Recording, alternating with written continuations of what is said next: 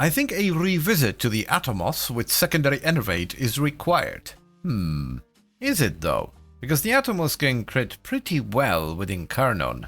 But you have made me curious, Mr. Kirby's boss. So let's find out if it is worth it or not. The Atomos is a very popular secondary weapon because you can run it from Master Rank 5 and it's easy to get and cheap. The blueprint is available from the market and the manufacturing requirements are 60,000 credits, 1500 salvage, 1300 pono bundles, 800 rubido and 2 argon crystals. It's one of the earliest reliable AoE weapons you can get. It is a beam-based weapon that does pure heat damage with a 15% crit chance, 1.7 times crit multiplier and a 21% status chance, and its beam will chain to up to 3 nearby enemies. Additionally, the weapon does kind of pop off once you install an Incarnon adapter, which you can farm from the circuit in the Viri. So it's a weapon you can stick with throughout, well, the majority of your Warframe journey. You can get it very early on. It's more than strong enough for the mid-game, and once the Incarnon adapter goes in, it is more than strong enough for the end game as well. That is not what we are questioning today. We know the Atomos is good. The question is rather whether it is better to go the standard route for crit scaling or simply rely on secondary Enervate. So let's give it a shot, shall we? The biggest benefit of running Enervate is that we can drop Commodore's Fortune for, well, probably Elemental Balance. 41% base status chance, ooh la la. I'm definitely not gonna discard the original build, so let's move it over to config B for now. Secondary Enervate. This is a really good arcane. It basically solves crit on weapons that don't have a lot of base crit chance, though with that said, the Atomos does have 15%, so this is kind of like a borderline scenario. The downside is that we can't run Flare for base damage, so we need to use Hornet Strike instead. Diffusion for multi-shot. Let's also get a Galvanized Shot. Oh, that's big status.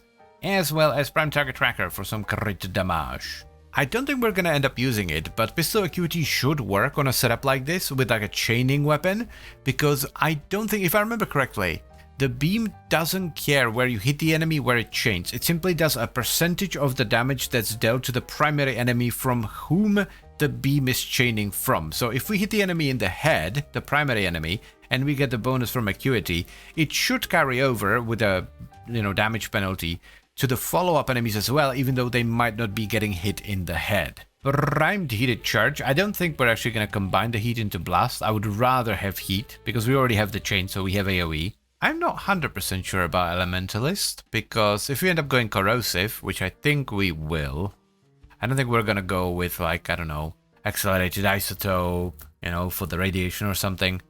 Corrosive isn't really going to benefit from it, but the heat will. Oh, this actually feels a lot better than I thought it would, considering we're still missing a bunch of mods. The damage is quite lovely, actually. This works surprisingly well on the Incarnon mode. I wasn't entirely sure if we were even gonna use Incarnon mode on this setup, but I guess we will. Let's do a quick acuity test. I just want to try it out. The main downside with this is that we lose diffusion, and I don't, yeah. I mean, it works, but yeah. It also completely kills the Incarnon mode. Well, it doesn't kill it, but it doesn't do anything for the Incarnon mode, so that's a no, my dudes and dudettes. Back in you go, buddy boy. We need to swap these two around so we can slap in that Corrosive. There we go, lovely. Oh, that's a lot of status. Ho ho ho. I know we're missing Letha Torrent, but I genuinely don't think it's a good pick for this build, because we would either have to swap out Elementalist, which is really strong, or Hornet Strike, and if we do that, we would then have to rely on Galvanized Shot to provide all our base damage, which would make the ramp up really sluggish, and I really don't want to deal with that, so I think we'll just keep it out this time. Woo, that is looking mighty fine. That is looking spicy. Might not be as good as it was on the Kuva New Core, but it is still very strong. Let's try the Incarnon as well.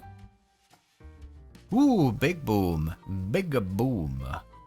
Yeah, that is very good. I think we have a build on our hands. Let's switch him over to Vital, so that's gonna add a bunch of extra priming. Me likey. Me likey a lot.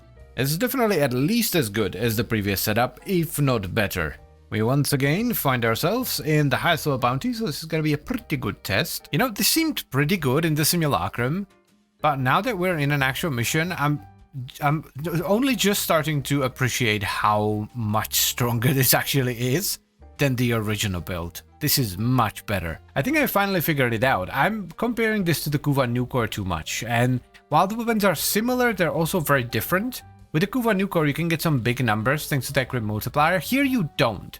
This weapon is all about really consistent damage with a ton of damage over time. So you don't see big numbers, but the damage is actually fantastic. I do want to amend my previous statement a little bit though. You can get big numbers, but only in the Incarnon mode, which I also think is going to be the way to deal with Acolytes. My god, finally! What is this supply cache? It took me like a minute to get here. Well, I'm not getting that. One thing I absolutely love about this setup is that you are not forced to do anything with it. Like, you can aim down sights, but you don't have to. You can aim for headshots and weak points, but you don't have to. You don't even have to use the Incarnon mode if you don't want to. You can just do whatever the hell you want. I had some doubts about Elementalist because it doesn't do anything for Corrosive, right? And Corrosive is a pretty good chunk of our damage, but we do get a ton of extra damage on the heat procs and the blast procs that we get in Incarnon mode, so I think it's worth it. Also, the reload speed is really nice. Yeah, this just feels nice. I can't think of anything I would want to do here. Everything seems like dialed in. It's just good. Greetings, Ms. Ray. Finally got an Acolyte here. So let's see how it do. Good versus shields. Very solid versus health as well. Ooh, I like it. I didn't expect much. The Incarnon mode definitely helps. That's like either a strong B or a weaker A. They're blah blah blah. They are much better weapons to be used against Acolytes, but I wouldn't mind using this in the future. So, here's the final build for the Atomos. We have Hornet Strike for damage, Galvanized Shot for status chance and condition overload, Galvanized Diffusion for multi-shot, Prime Target Cracker for crit damage, Prime Heated Charge for a ton of heat, Pistol Pestilence and Jolt for corrosive damage and status chance, and Pistol Elementalist for status damage and reload speed. Now for Arcane, we have secondary Enervate. This covers all of our crit chance, and that's kind of what we wanted to test here with this build. We wanted to find out whether it's better to stack crit the regular old school way or to simply rely on secondary Enervate. And I think secondary Enervate is the way to go. The DPS is very reliable, you get some really juicy crits. However, if you want to, you can still go with the old way of building this, which is to stack crit normally and just run Cascadia Flare for a bunch of damage. As far as the evolutions go, I have Paladin Virtue just for the base damage. I don't actually have the stats to trigger any of the secondary effects here. Then we have Moonrise Velocity for the range. And finally, I picked Elemental Balance for the base status. One thing I do want to point out is that I'm using 2 Emerald Archon shards on my Inaro, so I can strip the enemy armor completely with just corrosive procs. And I'm also running a really strong priming pet.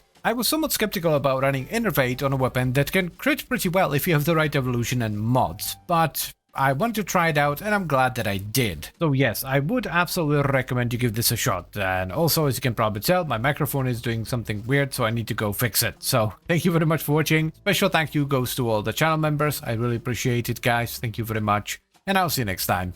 Bye-bye.